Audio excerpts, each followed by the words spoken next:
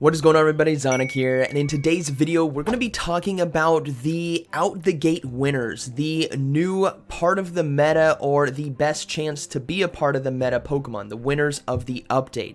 If you guys missed out on any of the news, Go Battle League's new season announcement has happened yesterday. I've already got a video covering it, so we're not going to talk about that, but there was a lot of move updates happening this season, and without any full PvPoke revamps with all the data, we can take a look at some of the Pokemon that are already going to be performing a lot better because of the new moves they got. So we're going to take a look at 8, what I think are going to be Pokemon that are probably going to be worth your Stardust, worth the investment to give a try and see where they shake out, because they're already pretty strong and they're going to get stronger with these updates. Alright, so the first Pokemon is going to be Frostlass. Frostlass has always been very strong in the Open Great League. Powder Snow, Avalanche, and Shadow Ball has been its moveset forever, but it's getting access to the Ice Charge move, Triple Axle. This is really interesting because it gives you the same coverage as Avalanche. It doesn't hit as hard, but it also boosts your own attack, similar to Power Up Punch, but Triple Axle hits a bit harder. Now, if we take a look at the simulations here against the meta, with Avalanche, it's going to be 19 wins and 22 losses. With Triple Axle, it's going to be somewhat similar. It's going to go 16 and 24, so it goes down a bit less, but this is why I think it's going to be a bit better of an option depending on how you run your team. Frostlass, when you're using Avalanche, you're most likely using it in situations which you're already going to be winning. So let's take a look at a Pokemon, for example. So if we scroll down, Gligar being a main example, you're already going to beat that with Powder Snow and Avalanche. If you have Triple Axle, it's going to boost your attack on the back end. Yes, you may have to shield depending on the situation, obviously. But think about a massive boost in your damage. You get a full farm down to something like a Gligar, a Superior, maybe a Shadow Victory Bell, just to name a few, and you come out on the back end with energy like you already would, but now you're boosted as well. So the damage threat that you have on the back end with a boosted Frostlass, it's going to be pretty insane. So I don't think the simulations here, as we are seeing with the 16 wins, 24 losses, is accounting for that. Again, this is a flat simulation, even shields. I think Frostlass is going to dominate with Triple Axle because of the threat it's going to have with Shadow Ball on the back end. So that's the first Pokemon. Pokemon number 2 is going to be Vigoroth. Vigoroth has always been a part of the meta. Any specialty cup where Medicham is banned, Vigoroth really shines. Its old moveset has always been Body Slam and Bulldoze. It is now going to be getting access to Rock Slide, which is going to be very interesting for it. It's a give and take here. So we're going to go ahead and take a look with Bulldoze, 18 wins, 23 losses. But with Rock Slide, you go up to 19 wins, 22 losses. But again, it doesn't tell the whole story. If we take a look down here, you're going to see Pokemon like Charizard and Pelipper, both of which do not like a Rock Slide. So I think Vigoroth, again, similar to the Frostlass on the back end, Vigoroth either as the safe swap or on the back end damage is going to be putting a lot of pressure on Pokemon that it couldn't put pressure on before. Body Slam obviously did do quite a bit of neutral to these guys, but a Rock Slide, right? That one-shots a Charizard, whereas the Charizard before could easily no-shield a Body Slam and farm down, potentially. It also has a lot better coverage to Pokemon like Frostlass and Alolan Ninetales, where you don't have to rely on the Bulldoze to land in order to try to threaten. You can just go for Rock Slide, and it's a huge threat. Now, you can still win against Pokemon like Bastiodon, Lickitung, Umbreon, Galarian, Stunfisk without needing Bulldoze, which is also very good because you have counter as a fast move. So Vigoroth with Rock Slide, I think it's going to be a big shakeup, and it's going to be threatening shields on the back end. Alright, Pokemon number 3 is going to be Talonflame. Talonflame got a double update. Incinerate itself got a massive boost in damage, 15 to 20, just a flat increase. Any Pokemon that uses Incinerate got buffed. The two that come to mind right away is going to be Skeledirge and Talonflame. This is going to be their season. They're going to put in a lot of work, and Pokemon like Alolan Sandslash are just going to get melted that much faster. Now, what Talonflame also got was access to Fly. Fly, if you guys do not know, because it's relatively, it's not relatively new, kind of new. It came out, I believe, this year or last year. It's newer. It wasn't on a lot of Pokemon, but now it is. Fly is 45 energy and 80 damage. For comparison, Sky Attack is 50 energy, 75 damage. So basically, Fly is what Sky Attack wish it could be, or what it used to be, just for a reference. So Fly is the old good Sky Attack. Just think of it that way. So now Talonflame, you have the option of Brave Bird or Fly. Now what's interesting is Brave Bird still hits like a truck, and this is where you can't get caught sleeping, is because Talonflame with Brave Bird still does very, very well. These simulations aren't accounting for the increase in damage of Incinerate 2, which I think might make things a bit easier. So 25 wins, 17 losses, very strong in the Great League meta.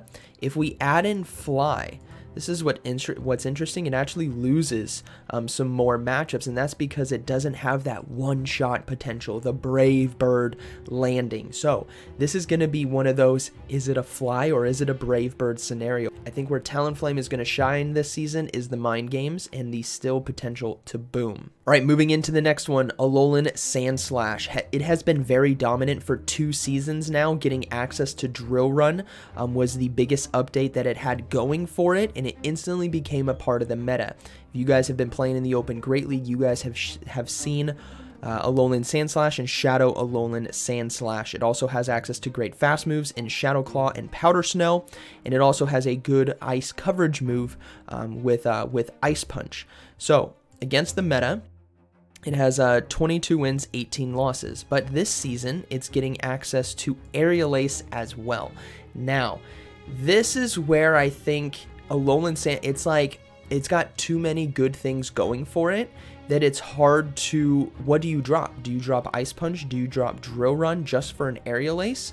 So this is kind of the tough thing, because Aerial Ace is really only going to be picking up Bug-type Pokemon and Fighting-type Pokemon, whereas the Ice Punch already gets the Grass and it gets the Flyer. So I guess this is going to come down to what is on your team and what is the goal and the utility that you're bringing with Alolan Sandslash.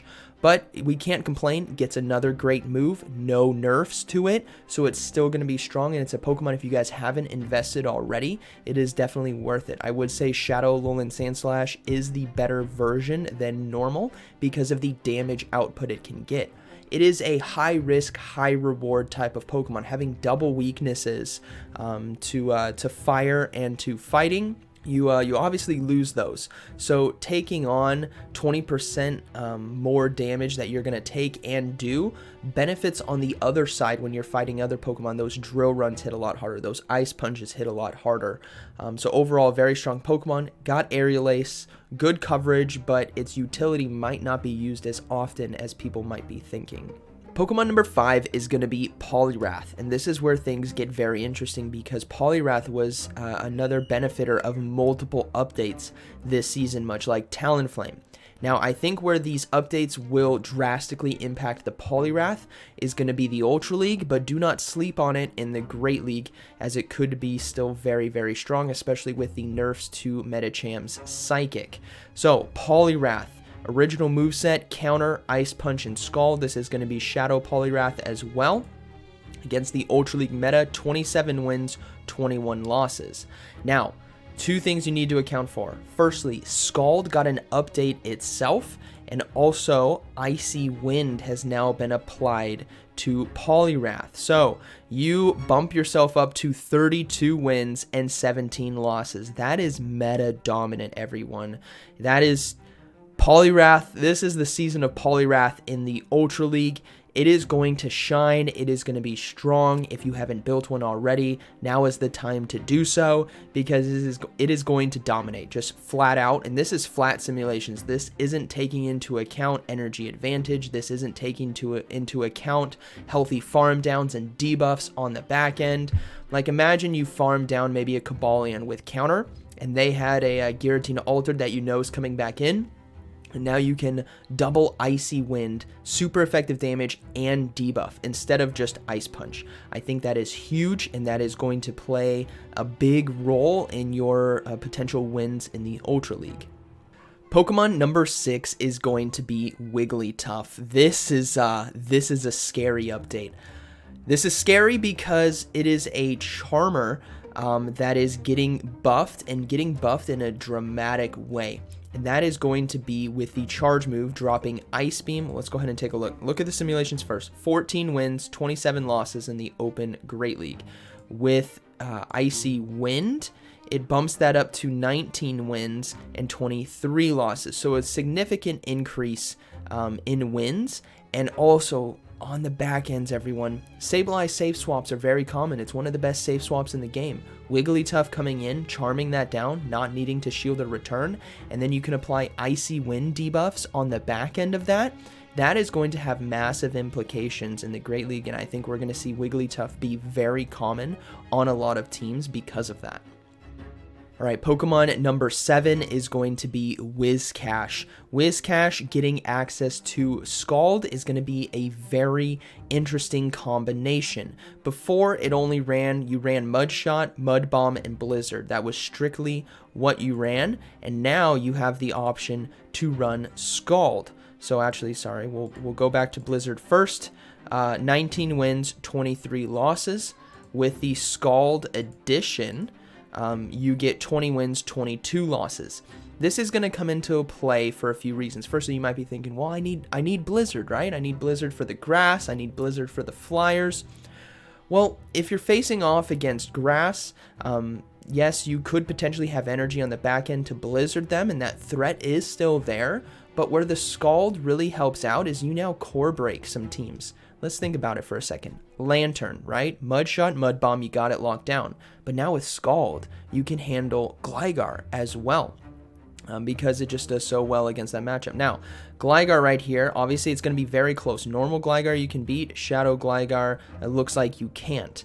But let's just look at how much damage Scald is going to do. And mind you, it's getting a buff as well. It does about 68-70% of Gligar's health. So if you take into account that you can do a lot of damage to Lantern, win that matchup, and you have a Scald pressure on the back end, you're going to be core breaking a lot of stuff that have been very common as of late. So Alolan Sandslash and Gligar, Lantern and Gligar, Charizard and Lantern, right? These combinations, you now have massive pressure too. You have good bulk on Whiscash. You have Mud Shot for high energy gain. It's a win. Across the board, it's a solid win, and you still could threaten with the Blizzard, right, to grass-type Pokemon, but overall, I think Mud Bomb and Scald is going to be the way to go. And the final Pokemon is going to be Toxicroak. Toxicroak got access to Shadow Ball, everyone. It is going to be a very, very potent combination on a Toxicroak, and I think the number 2 fighter, it always has been, right? Toxicroak, because of its typing, has always been in the shadow of Medicham. And ultimately, if Medicham's out of the meta, Toxicroak rises up to be probably the best fighter out there. And with Shadow Ball, it does a lot of things for it. So let's go ahead and take a look at the simulation with its normal moveset. 19 wins, 22 losses. Now we can change this to Shadow Ball, and it goes to 20 wins, 21 losses. So not that big of a bump up, right? It's not like Poliwrath like we saw in the Ultra League. That was a big bump up. But what this does is I want you to look at what it's losing to and notice the pressure that it can apply. Gligar, Defense Form Deoxys, and Cresselia. All of these beforehand, especially Gligar, would take no damage from a Sludge Bomb and a Mud Bomb, Gligar specifically. Defense Form Deoxys and Cresselia, you can only do neutral damage to a Sludge Bomb. Still did a decent amount, but nothing threatening.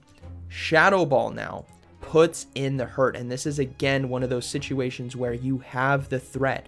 You have a 66% HP one-shot potential against a Defense Form Deoxys, which wasn't there before. And for reference, if we change to Sludge Bomb here, Sludge Bomb only does 40%, whereas Shadow Ball nearly does 70, right? If we kind of just round up a bit. that is a significant increase in damage, and you guys can start to calculate how this could potentially play out. I think Mud Bomb is still going to be the answer here for Toxicroak. Mud Bomb and Shadow Ball, you have a shield bait opportunity, you have the coverage to steals, to electric like Lantern, and overall I think it's just a very, very positive win for Toxicroak. And also Medicham as well. Let me go ahead and go back here. If we go down to the Medicham matchup, you beat Medicham, everyone. Look at that. That's beautiful. This is something special. So counter, Psychic, and Ice Punch. You now, ladies and gentlemen, can beat a Medicham in the ones because you have Shadow Ball, where beforehand, Medicham just flat out wins. Oh, sorry, you guys can't see. Sorry. This is Sludge Bomb, right? You lose all the shielding scenarios, and now with Shadow Ball, you win the one shield scenario. And again, on the back end, the threat, the Shadow Ball, oh, the pressure is going to be so good. So Toxicroak, I think overall in the Great League, I think had the biggest bump up this season with Shadow Ball. That's just my personal preference. I think Wigglytuff is a sleeping monster. Talonflame as well is gonna be big, and obviously Ultra League Poliwrath is going to be big as well. So those are my initial thoughts. Those are what I think are going to be meta stuff you guys can safely invest in if you haven't already. I think they're going to be strong. We talked about Great League and Ultra League. There's going to be other updates. We'll have to wait because, as you guys know, I'll just go ahead and scroll down. Here we go. There was a lot of move updates. We got fast and charge move updates here, which we have to wait for PV Poke to update. And Scald also got an update, increase in damage and a greater chance. It's just overall a huge win. So let me know down in the comments which one is your guys' favorite from this. What do you guys agree with me that these will be new and more powerful Pokemon to bring to the meta, or was I completely off my mark? We'll find out. But hope you guys enjoyed today's video, and like always, thank you for watching. I'll see you in the next one.